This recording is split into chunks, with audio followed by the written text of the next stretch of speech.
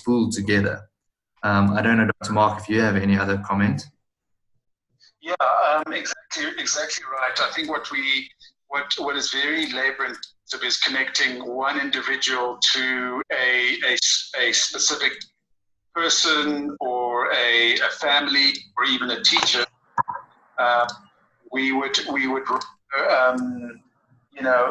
say something like, your $20 a month can help feed a child, but we don't specify that this is little Johnny or Susie that we're helping. This is pooled money that then gets used to help as many children as possible. So this is the dilemma that World Vision and some of these other big NGOs had was, they had to, the administrative workload or capacity was stretched because they were now trying to link one donor to one child, and so they changed their model.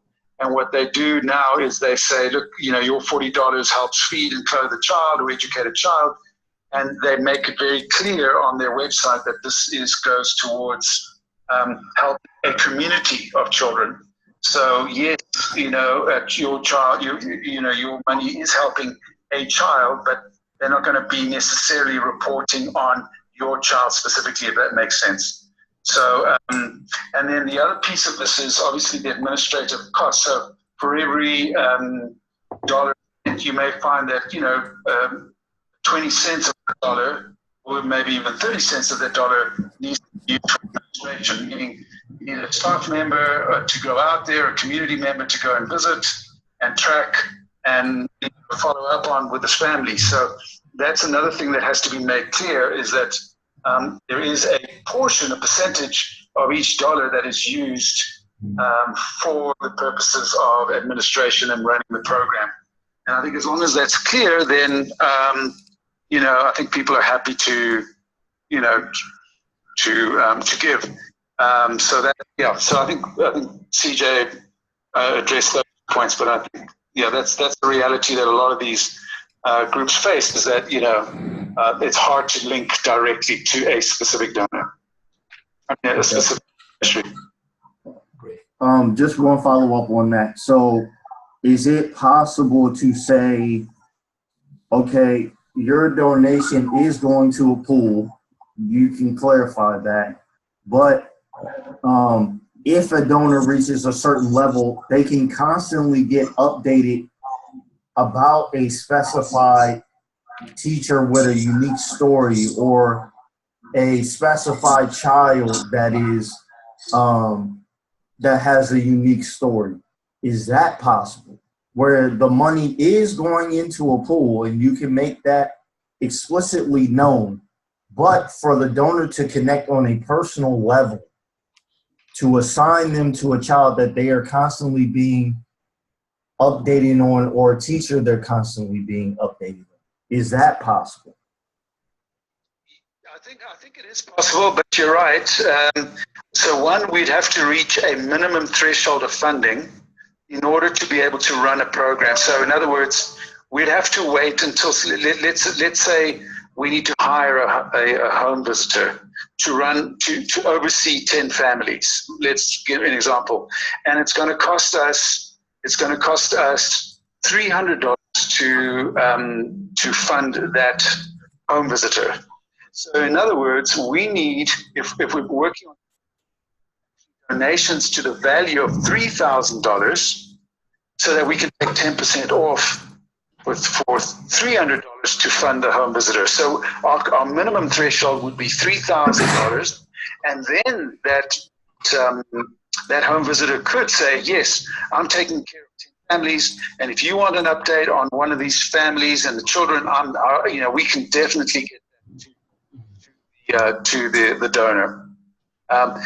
Some of the donors don't really care. They say, as long as I know that my funds are helping a child, fantastic. Some donors would like, more up close and personal, and they'd like, and so we can do that. And we do have child protection policies in place and media release forms that enable us to engage the family and say, listen, the donors would like to know how you're doing. Are you okay with that?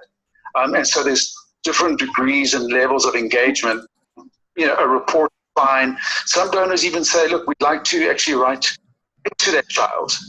And then we just have to be careful, how much interaction and actually occurs. But it's, I know larger organizations have the capacities to do that. But it's interesting, as people donate, what we found, say, for instance, with World Vision, they take a portion, they take about 20% of each dollar. Then the money gets to the continent or to the country, and the country takes another 20%, and then it's only 60 cents on the dollar that's actually invested in the pooling process. So at each level, there is a take off the top, so to speak, that allows the head office to do the marketing, the country to do the managing, and then the rest actually goes towards the beneficiary. So I know that World Vision and others on their websites, they explain that in detail. We've never embarked on that approach. It's something that we've looked at. But we need, as I say, a critical amount, critical threshold before we could then be able to do that. And that probably about the 3,000 monthly donations in order for us to hire a community worker who would then track those families, and be able to provide for them. All right, perfect. Anyone else have any questions? Yes, I do. I do have one. In one of your emails, you told us that the American Hope is a 501c3. Does that mean that? In a meeting. There's a sign. Hello? Yes, sorry. Yes. You explained us in one of your emails that answering one of our questions. In fact, you explained that Hope Worldwide USA is it's a qualified charitable organization. So it's able to provide the letters that the donors need to make the contributions tax deductible in the United States. If we donate money to you through them, let's say I'm gonna give you $5,000 an acre, and absolutely for that amount of money, I need the deduction from my taxes. Are they gonna be able to give me that letter to make that possible? So as far as my understanding goes, yes, our head office organization in the US has all of the rights, registrations and stuff on that side to also provide the tax deduction. So when you donate to them, it's either a generic donation to Hope Worldwide, so to the head office itself, that can then be distributed wherever they choose. Or if you actually look on the website, depending on what route you choose to donate, you can specify to which country program you are actually donating that funds. So on their side, they will issue you the certificate for the donation made, and then internally between us and them, we would actually then square off our accounts at some point to say, well, on your behalf, we've collected so many $1,000s in donations over the last couple of months. And then, they either transfer those funds to us, or we actually have an offset with them on the loan account that we have with them and something like that. But yes, that should be in place where if you donate to the US entity, you actually get the tax deduction certificate for the US as well. If I can just add, I think the only snag with that is that our head office, as part of their own sustainability and admin, takes 10% of each as part of their admin fee. So, which is fine, and I think we were trying to negotiate that. They would take 10% of that 5,000 donation, so they're going to take $500 right off the bat. So already we would be working, on 4 or 5. And then, we would have our own admin costs. So that would change the formula, so to speak, because now we're working off 4 or 5 rather than 5,000, if that makes sense. Okay, thank you. All right. let me see here. I'm just reading through some of these answers again. Maybe Taylor, if I can just jump in here one Yes, second. sure. So when we look at World Vision, and they bring in about $1 billion a year, about half of that is made these individual donations, which is quite amazing. That they've got, Aunt Jemima, and they've got, this person giving $10 and this one giving $20, and they're able to raise $500 million in individual donations, which is staggering. Obviously, a lot of that money that goes follow up and the logistics. So they've got a massive amount of sort of administrative and marketing machinery in place to manage that. But it's just to say it is possible. We Hope Worldwide is may get, I don't know how much, $1 million or $2 million in individual donations. I actually don't know what their numbers are, but just to say that I think World Vision has proven that when you pool these individual donations, you can actually generate a huge amount of funding.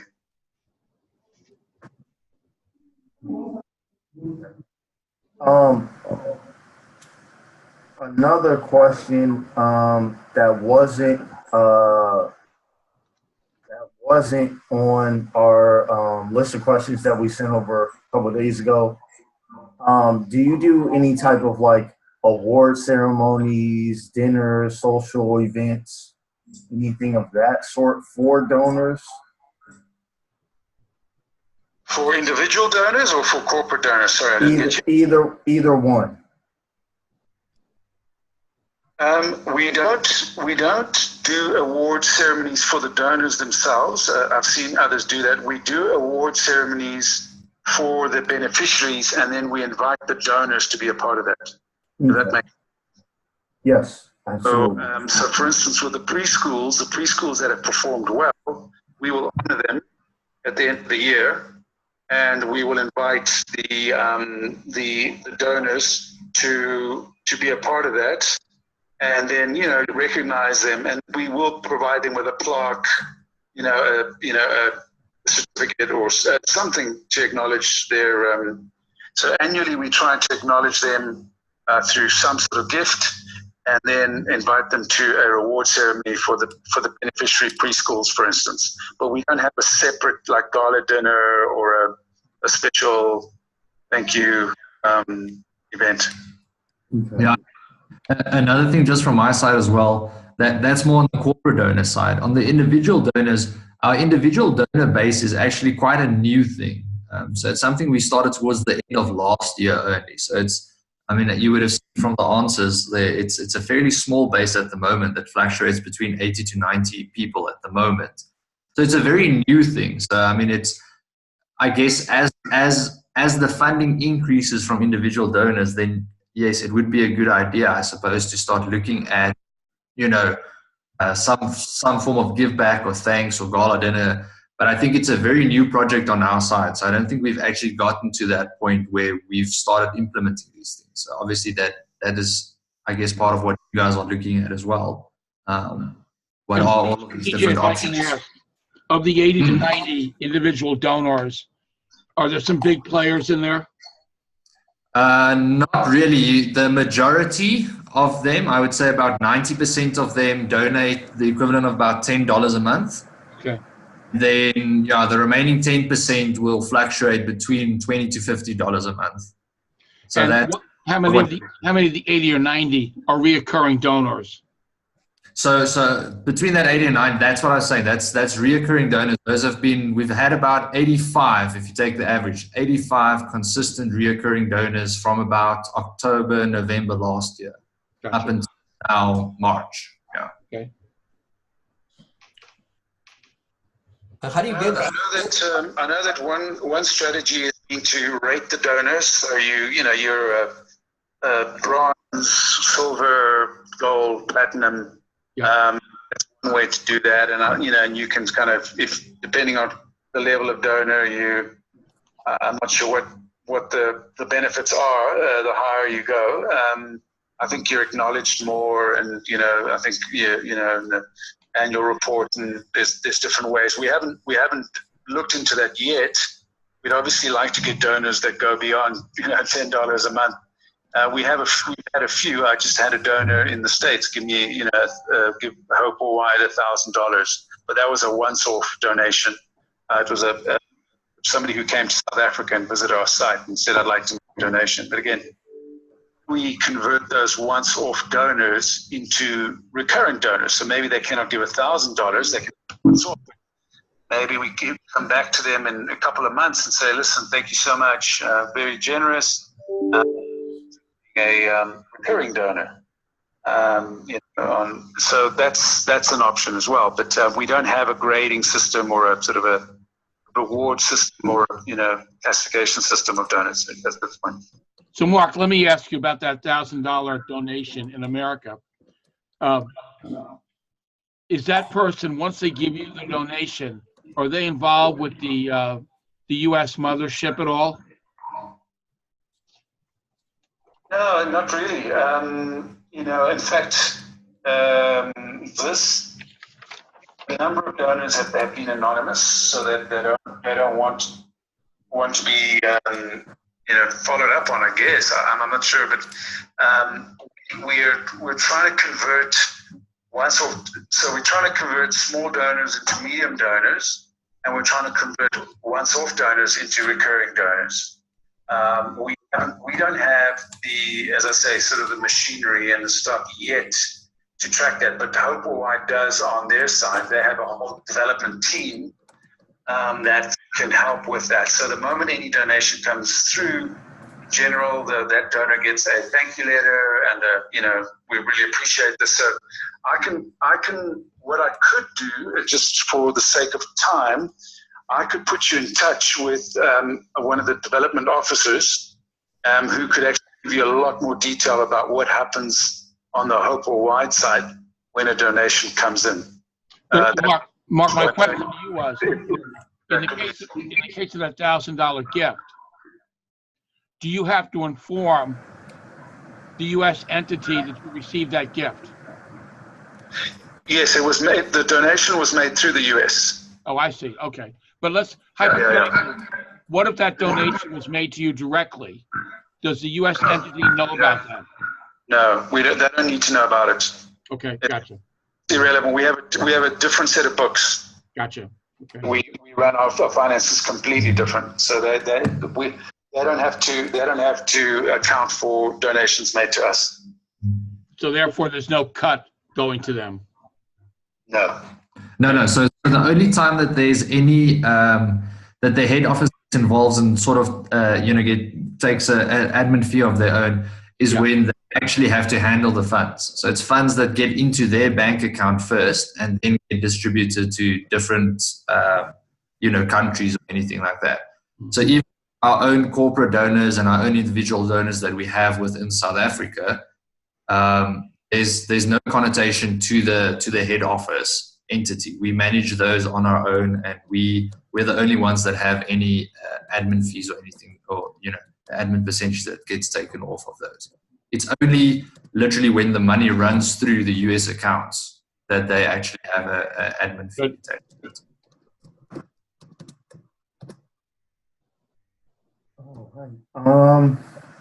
I'd like to clarify something before you start, Taylor. So when the American donor makes a donation, a one-time donation, that information is kept by San Diego, correct? And that information is not completely shared with you. So that means that at this moment, it's quite difficult to make that one-time donor a recurring donor because you don't have the information to contact them. That's mostly correct. So what happens if you have a donor in America donating to the head office entity and specifying that the money needs to come to the South African program, is they collect these funds on our behalf. And then, as I said, we try on a monthly or bi-monthly basis, at least I get in touch with the finance guy at head office. And if I request, he can give me the full list of the names. Obviously, like Dr. Mark said, some people would like to be anonymous, so there's no name attached to it. I can get a list of, these are the individual amounts that came in over the last 2 months. These are the names of the people. And I'm sure if they do have further contact details and stuff, we can get that from them. But it also obviously depends on how much information they've gathered. So it's not like it's closed out from us. We can get that information from them. So maybe just to add, CJ, I actually get a monthly report on all the donors that we get giving to us, and on there is the name, the address, the contact details. Now, their development team would write to them, say thank you so much for the donation, but they're also receiving funds for Guatemala and for, Asia. So they don't necessarily nurture, unless it's a significant gift donation, $20,000. That necessarily, get them, up and bouncing around. So if it's, $500, they'll send a thank you, and we'll know who, in general, who made the donation, and you can nurture that relationship based on that list that they send every month. So they send an Excel spreadsheet, listing who's given. But again, don't necessarily, for smaller donations, they don't necessarily nurture those and say, hey, listen, what are you thinking? I think they would, because they're covering the globe, they would, they would be pretty generic about it. So we could take that list with their help and then start speaking to those individual donors. But at the moment, there are very few that are giving on a recurring basis. We've had a few once-offs, but not necessarily recurring. And can I get, Mark and CJ, can I assume that you would never get from the U.S. people that have donated to other similar causes that you could also reach out to, that would be proprietary to Guatemala or Ecuador? They would not share that information with you? Correct. We wouldn't have access to that information, no. What would you see as the benefit to the team reaching out to U.S. development people? Would there be anything in their research to be gained from that?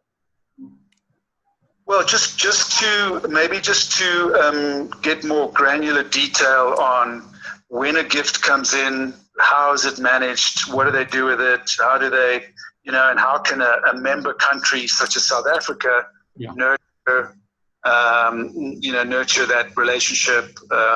So they have a whole system set up. I don't know if that would be of interest, and even to find out how they're going about tapping shoulders, and obviously we also have an Africa account that generates probably around $8,000 a month, probably, in individual donors, and then towards the end of the year it picks up. When there's special events, and with the tax year coming up, that seems to pick up, and that can get up to $15,000-$20,000 a month for Africa, but that's serving other parts of Africa as well. And that's coming from the U.S. entity? It might be useful to speak to the development guys if you felt that it would help understand. And I could set that up, and with the chief development officer, who I have spoken to about this, our relationship with Georgetown. So he's aware of the relationship. So it might be useful just to, if you wanted to understand their processes a little in more detail, we could link you. I think the team should definitely do that. Maybe John is no longer with us. I thought that'd be a good assignment for John. But I want Hi, I'm here. Oh, John is there? Yes, I think my video, I got booted out of the video, but I'm listening on the phone. Sorry. So this might be a good assignment for you to be working with the U.S. development people and give us a briefing on that. Have you followed that conversation? Yes, I'm following. Okay. So I think I wanted to make sure that was okay with Mark and CJ, that we did that outreach. Yeah, I would just need to contact Russ. His name is Russ Hargrove, who is the Chief Development Officer, Director. And if you could shoot me an email, John, just saying, hey, I'd love to, with a couple of questions, I could forward those to him and then get you guys connected. So that could actually work. Awesome, great. Sounds good. Yes, if you could just, and then, I could make the formal introduction, and if you have a couple of questions, and I think he would, I'm sure, to connect with you. Good. So John and Mark and CJ, just as a side note, I have been approached by a professor at Georgetown University who would like to, with your permission, we'll talk about this when I meet with you, he would like to incorporate your program into a course that he's teaching on innovation and leadership at Georgetown, and challenge the students with the very same mission that we have, which is, can they think outside the box in terms of additional funding opportunities? So if that is something you would be interested in, it's a course that would be offered in the fall, and again, offered in the spring. It would become an important part of the course itself. That is such a key component of any nonprofit's survival and sustainability. And I think this is what a lot of nonprofits are grappling with, is how to become more sustainable, both organizationally and within the community. So I think we would be very excited to contribute to that. Right.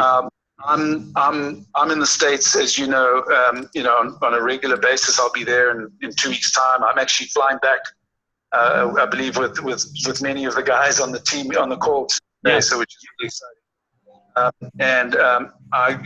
We could definitely make a plan to connect. My wife's from the DC area, and I'll be there in October again. So let me know. Yeah, I think we'd be very excited to be a part of that. It would be nice when you check in, you're at the gate in Atlanta. Be kind of neat if you could ask them to page the Georgetown University students, so you could get students that are working on other projects traveling along with you. It'd be great. Yeah, totally. And I'll be traveling. I'm actually heading out probably tomorrow or the next day to Mozambique to address some of the cyclone devastation. And I may need you guys to help me, because I'm carrying 5 large duffel bags full of specialized water filters that we're going to ship to Mozambique. Fantastic. So, yeah, I'm going to be traveling with those to Johannesburg. Oh, that's great. That's great. Anything else, Taylor? I am good on my end at this point. I got one more question. We have about between 90 and 100 individual donors at this moment. I'm assuming that most of them are South Africans. Is that correct? Yes, yeah. The most of our individual recurring donors are South African. We did have, so we do sort of tours for people from the States that come over. We've got one for campus students, and we've got one for working professionals. So the one's called Encounter, and the other one's called the Singles Core. So these guys sort of get connected. So we've had some of them that donate through the head office entity, but that's really minimum. And it's very difficult for us to control, how recurring that is, it's on a debit order system. So yes, the bulk of what we consider our reoccurring individual donors are South African. What was the strategy for acquiring those 90 or 100 individual donors, basically? Or if you have many, most go ahead. Do you want me to reply? Yeah, sure.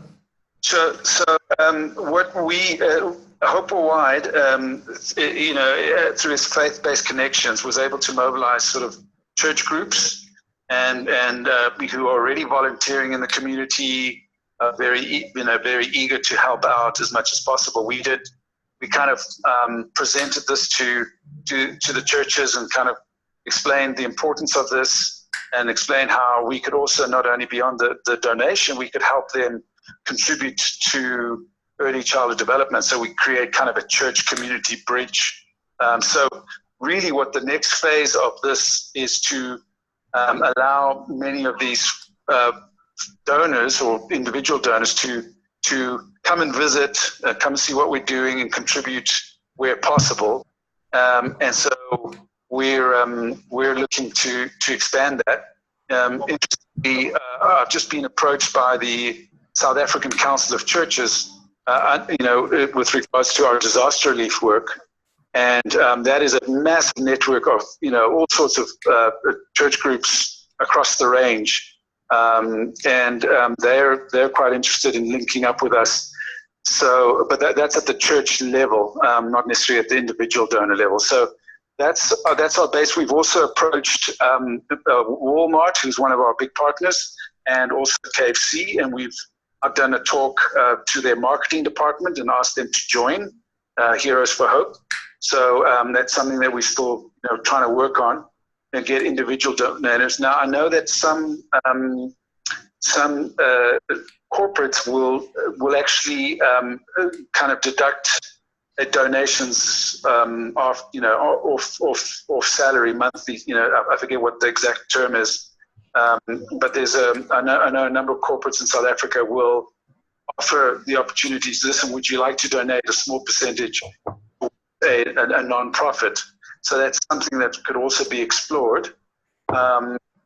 So beyond us going into the corporates and asking to contribute, apparently some of the corporates are using a sort of a deduction. The other thing I think you guys are aware of, we're asking Walmart. Not all the Walmart stores. We've got the two rand, donate 2 rand. When they go shopping, so customers can donate.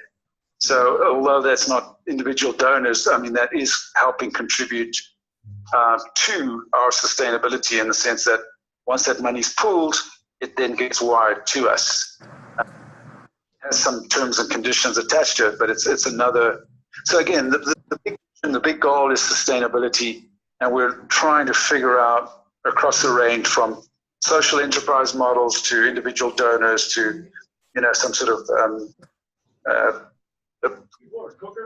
contribution.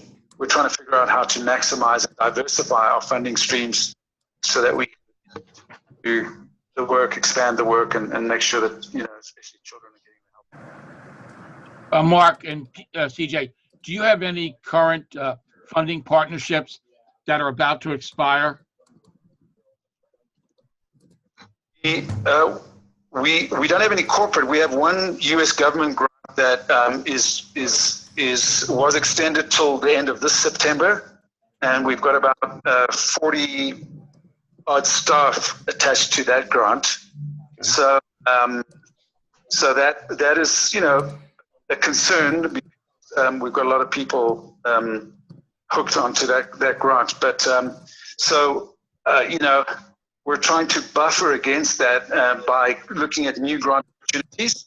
But also, if we can get some if we can increase our unrestricted base, we can hang on to some of the key people that we don't want to lose to make sure that they stay on, and so that we can lifeboat them onto another ship, so to speak, for other grants. So that makes sense. Is there anything that the Georgetown team could do to enhance that government grant application?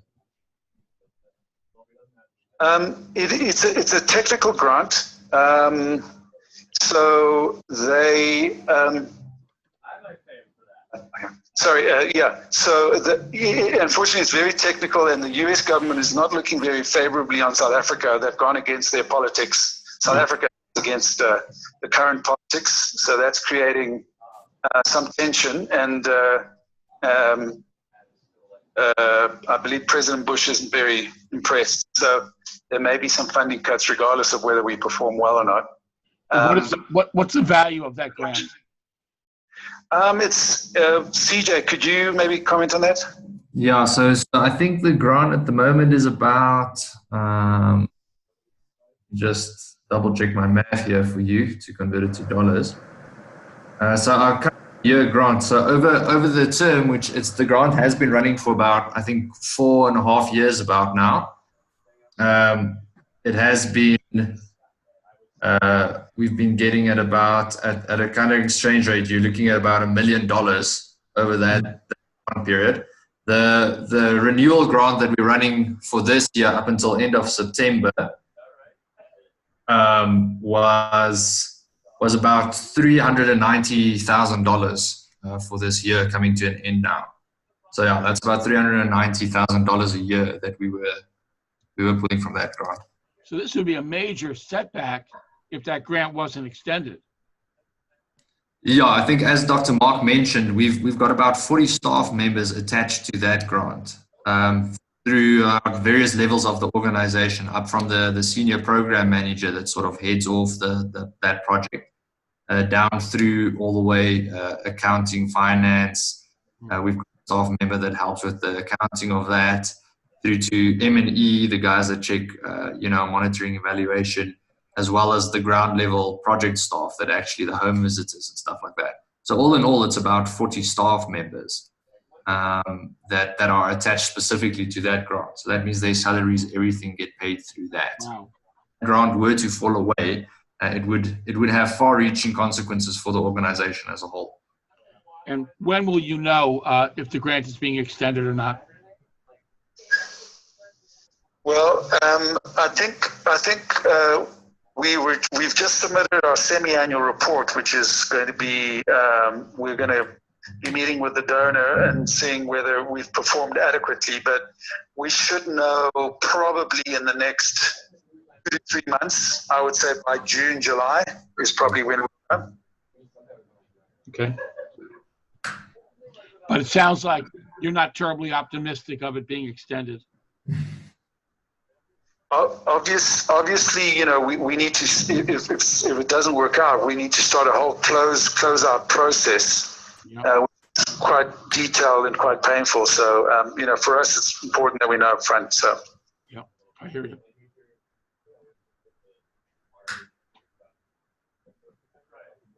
All right. Does anybody have anything else?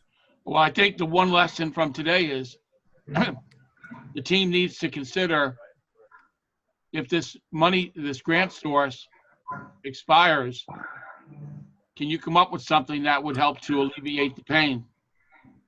I think you got a big challenge on your laps, if you will. Right. Is everybody? Yeah, and so if you guys can help us out with, thinking through that. Look, I mean, this is unfortunately the ebbs and the flows and the life story of a lot of nonprofits. So that's why we want to minimize risk by diversifying as much as possible. So when you do take a hit on one grant, you've got buffer enough to accommodate at least a good percentage of people that were on that grant. So that's what we're really trying to, get your help to think through and achieve. And really appreciate all your help. I think it'll make a big difference. Good. All right. Taylor, I'll be meeting with the team tonight. Yes, that is correct. Will Sarah be joining us tonight? I believe so, yes. Okay, we'll keep our fingers crossed. And John, will you have your email to Mark today? Well, I was hoping that we could talk about it in the meeting tonight. I'd like to know, I think if you had that all done by tonight, that would make the meeting more productive. Okay, I can try. Yeah, that way we're not losing another day. Okay. All right, good. Taylor, anything else? No. That's it for me. If Jose and John could just stay for 5 minutes after everybody leaves, that'd be great. Good. All right, Mark, CJ, thank you so much for your time today. And I think we are making progress. Thank you. Thank you so much for your time. Thanks, everyone. Really appreciate it. Yep. Really Thanks, appreciate everyone. the help. Thank you. Thank you. Thanks.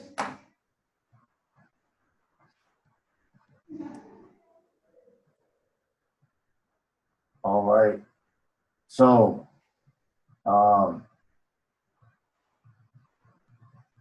what do you guys think?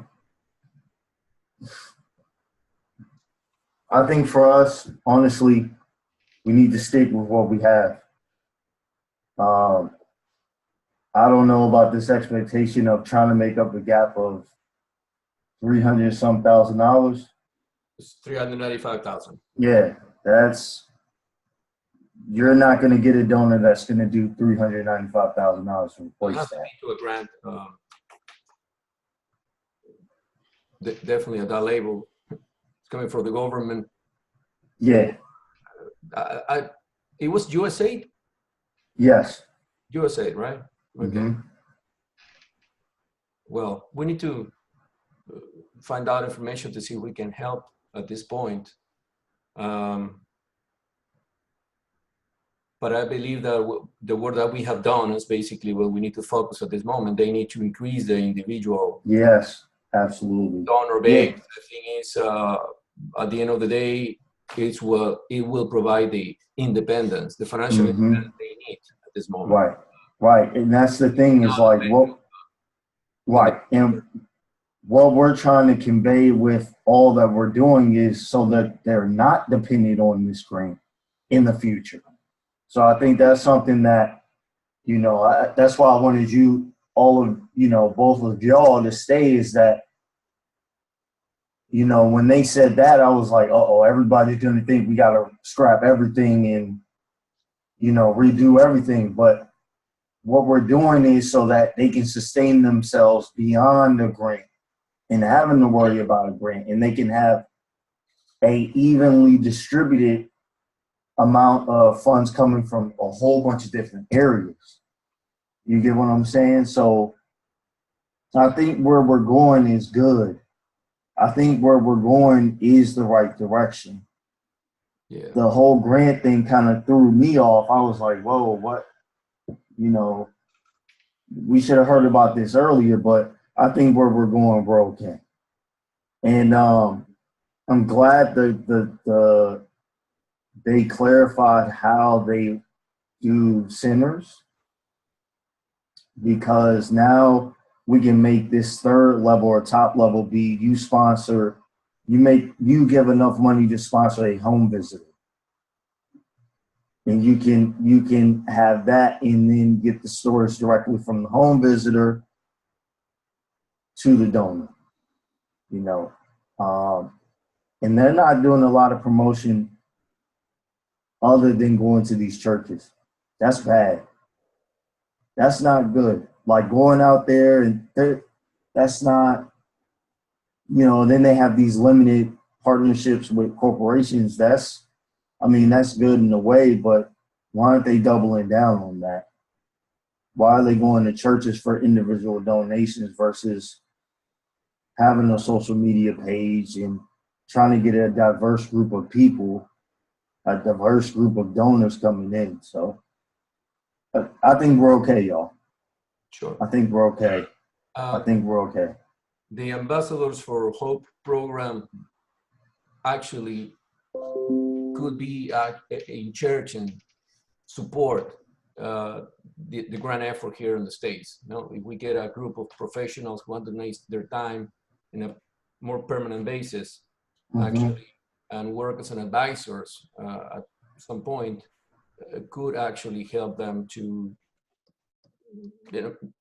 be more up to date in the grant arena here in the States. I believe that this is one way that we can actually improve it, because we will actually advise them to create this group here in the States on a more permanent basis, not only with students from Georgetown, with people from other areas as well. Absolutely. And that was literally just something that I put in last minute during our meetings, was the idea about the volunteer program for donors and all of that stuff. So I'm glad that I didn't forget that, and I put that in there. And that would be a good opportunity for students on the state side to really get, real world experience, something they could put on their resume, and not only that, but they can help people. And a lot of students, especially when you're at that undergrad age, you're trying to do something that's bigger than yourself. So I think we're good, y'all. I think we're in a good space. And I think the only thing we have to do now is kind of just chisel it out, just smooth it out, flush out our ideas and get our data on the slideshow, slideshow and go on from there. So I think we're doing good, y'all. I think we're doing good. We're gonna be all right.